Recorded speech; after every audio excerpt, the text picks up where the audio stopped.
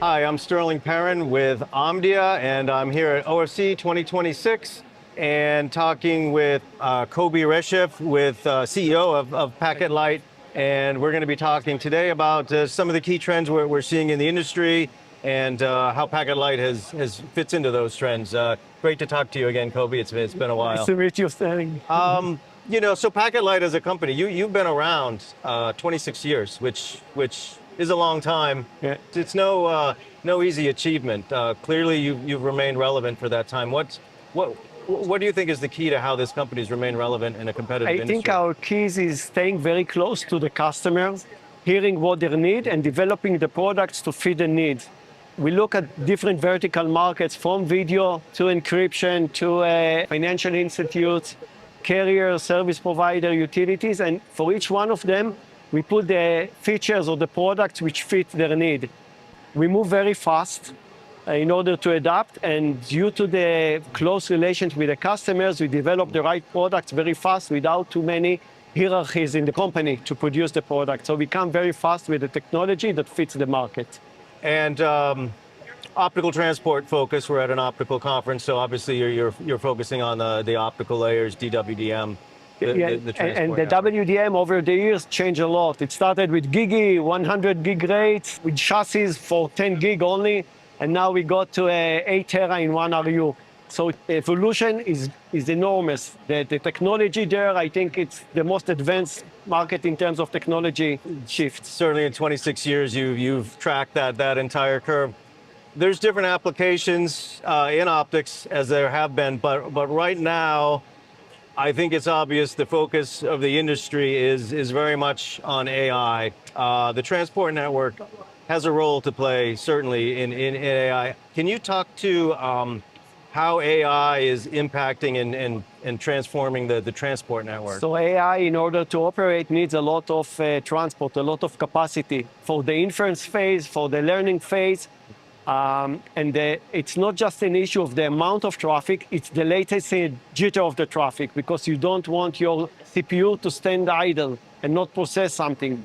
So WDM and OTN are predictable layers.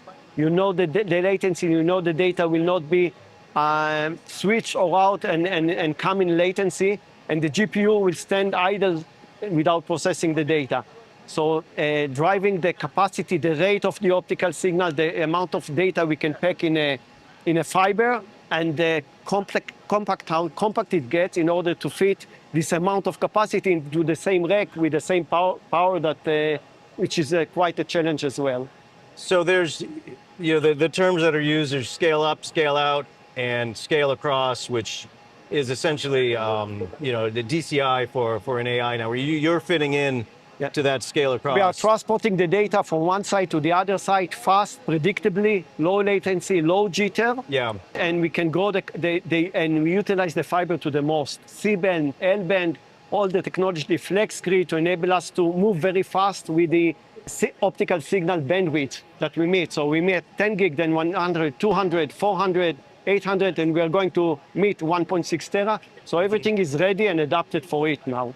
Okay, so you have, and let me kind of take the 800 gig, I'll put it to the side for now, because I want to dig into coherent 800 gig in a minute, but you did mention OTN, and so, one of the things we see within the data center is of course, Ethernet versus InfiniBand for the very, very short reaches, and then you kind of have a concept of Ethernet everywhere in the data center, and then, to a degree outside the data center, but for these AI applications, you're saying there's a role for an OTN transport network for the data center interconnect. The role for the OTN transport is for the distances. If you want to build over a longer distances, if you want to have the FEC, forward error correction, you want to pass few amplifiers and you want the entire network to work, the OTN is a must-have layer going over the transport.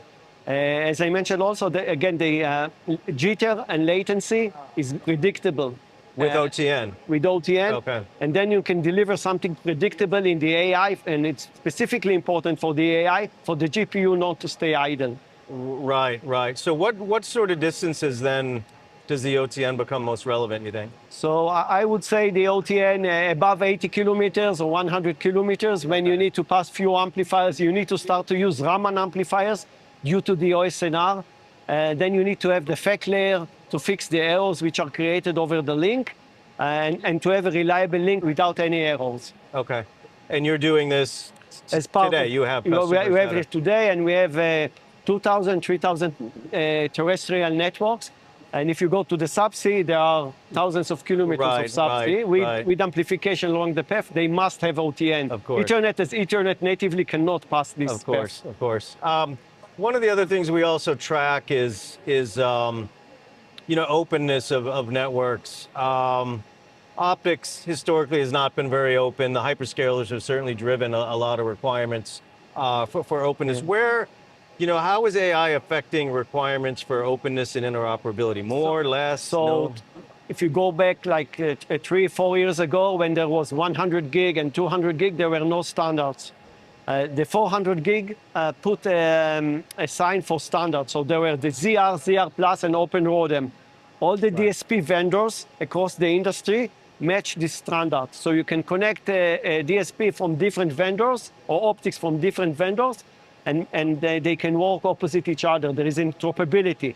It wasn't before in the industry.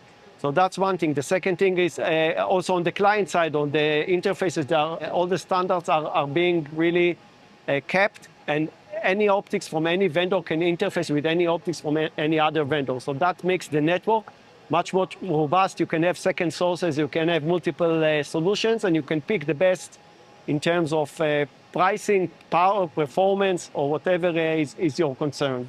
Right. So are you exclusively pluggable optics for your products? We use the standard pluggable optics. In the past, we used bulky modules, which were unique and not standard ones, Right. because that was the only choice that we can use.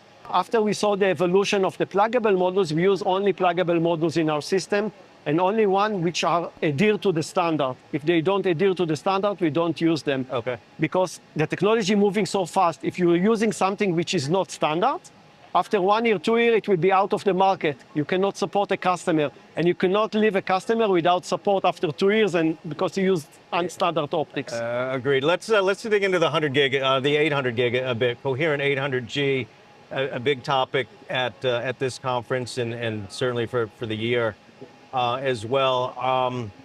Forecasts, including from Omdia, for very significant demand or 800 gig. Are you seeing 800 gig demand today for PacketLight? So we start to see the 800 gig from the customers, and the main reason is the cost. Again, cost per bit, power per bit, which drives the innovation and the bandwidth and answers the bandwidth demands much better. So if you take 800 gig module today, it costs 30% less than 2 modules of 400 gig. So for customers building a greenfield network, for sure they will go and migrate to 400 gig if they need the capacity, and especially the AI customers and the high bandwidth demanding customers. And I think that it's the same as happened in the 100 gig to 200 gig phase, when 200 gig beat the 100 gig, and then 400 gig costs today the same as 200 gig module, and 800 gig in a year from now will cost the same as 400 gig module. So you think the price will continue to come down? So the price will force the movement. Power consumption is less. You can put more density into one RU. So more capacity, less power, and less cost. So this will, there is no choice for the market but to run after these rates and pace, and 800 gig is the next step. And do you see that demand even today among we start to customers? see the demand today for the early adapters. The only issue with the 800 gig that we see is not an easy migration like it was from 100 to 200 to 400, Yes. which can fit the same spectrum or the same shape of spectrum of 100 gig spacing. 800 gig need 150 gigahertz spacing. So this is where flex grid or different filters need to be used. So brownfield networks, sometimes it takes more effort to adapt to 800 gig. Greenfield network, it's obvious. Right. So this is a bit stopping the momentum of 800 gig, not to be as fast as it was with the previous The generation. line system needs to be upgraded to fit You The need the to 800. upgrade some of your infrastructure, not just the optical modules, transponders, or pluggable modules. Right. That's It's a bit more than that. That's a good point. What about different customer segments? We certainly hear a lot about the hyperscalers are driving, but they're not the only types of buyers or service providers. There's the neo cloud, neo scalers. There's large enterprise. There's telco. There are government projects or Government. government AI, sovereign AI, which Right. they build their infrastructure, cloud providers. We see a lot of submarine traffic due to the AI and due to the amount of capacity, and there is a need to connect from the submarine landing point to the data center. So a lot of networks are being built from the submarine cable lines, landing points, to the different data center, Equinix, Global Switch, and others, in order to distribute the data between So them. these are the terrestrial networks. that Terrestrial connect out. networks, which need to complete the subsea fibers or Yep. connect to them. And this is where we see a large growth. Neo cloud, as you mentioned, there are additional competitors to all the hyperscales which are trying to compete with them, and they need also a lot of bandwidth. All the e-commerce companies which are selling over the internet, they need a lot of amount of bandwidth, and they are also adding AI, and they need more bandwidth. Right, And right. that's one of the things they see growing So as well. you're seeing a pretty broad stretch of demand across segments for across 800 a lot of gig. segments, from government to carriers that need to serve this bandwidth growth over the network. And we see also a lot of need for encryption on the links. The links need to be secured. You don't want in an AI environment that someone will alter or change your data in the middle. So there are a lot of risk in that, because then all your model will not work, all your learning and so on. So it's becoming even more crucial in AI environment to have encryption, to have security. The data you process, the data you store, your learning, everything needs to be very, very secured. Interesting, yeah. So let's get into that. I know you're even before the AI boom, your company has focused quite a bit on layer one encryption. Maybe you just address what you're seeing for customer requirements. You started with AI, but maybe even more broadly. So everything started with compliance to regulation, to government regulation, especially in Europe and other territories like US. There are healthcare requirements, financial requirements that you need to encrypt the data. If you have personal records of a person, or your health condition, or credit card company, or credit card details, Yep. then you need to secure them. Also, when you connect between two, you need to back them, and you need to back them in a faraway place. So you need to connect between two remote data centers. Then you have a fiber between them, and the fiber is exposed.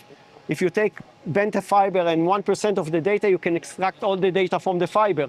So everything needs to be encrypted to ensure the security. It's coming for complying to regulations. And then all the market, and there are standards like FIPS and common criteria, which make sure that you comply to the regulations of the healthcare and the financial market and government entities and so on, tax authorities. And then we added AS 256 layer one encryption. We certified for FIPS and common criteria. And this is something that our customers need. And now there is an additional evolvement in the last 3-4 years, the quantum key distribution. So even the Diffie-Hellman key exchange, which is used today, which is considered still very secure because there are no quantum computer yet, people are afraid that the data will be recorded today, and then you can de-encrypt it when the quantum computers will be in the Harvest market. now, decrypt later. Correct, concept. exactly. So That's yeah, the I mean, thing. I certainly read about that a lot. I have talked to some customers, companies about that. You're actively, when you meet with companies, customers, they're aware of this issue and bring it They up are to you? aware. It depends on the level and the different countries and the approach. Some go to QKD solution, quantum key distribution, Right. and some go to PQC solution, which is just changing the algorithm but passing the keys over the internet. Each one of them has its own cons and pros. We can interface. We don't care. Whatever the customer wants, and we can connect to two systems in parallel even. Okay. And get the keys from quantum and get the keys from PQC, post-quantum encryption servers, and then encrypt the data using both. So it's over security, over security, over security. Right, and this is an increase. You're seeing this as increasing and will We see only it continue. as an increasing, and the moment. So the innovation of QKD started about 10, 12 years ago, even Yeah. more. the market didn't adapt it because of the cost and the complexity in having an additional fiber.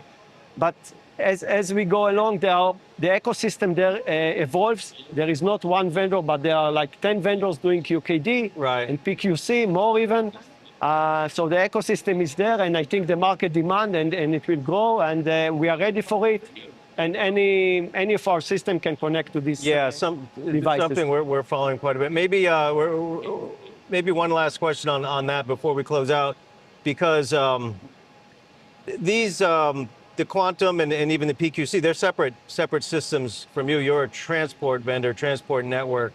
What do you need to do as a transport vendor to be part of that quantum safe solution? Like what should a customer be looking for? So the customer must have in his layer 1 optical encrypted DWDM, he must have the AES machine. He must have quantum random generators on board, on card, that can be used. So in case we lose the communication to the QKD devices, still the data is encrypted. And we need the standard ETSI interface to these third-party servers in order to get the keys in both ends. And you need, of course, to certify your WDM, because without certification, it doesn't prove that you actually encrypt. That's a very good point. So you've gone through the certifications. It's a tedious process, takes a lot of time, a lot of money, but we do it time after time for each of the products because it's essential. Great. Obviously a lot going on with PacketLight. Always good to catch up with you, Kobe. Thank you. It was a pleasure meeting you. Yeah, good seeing you. Thank you.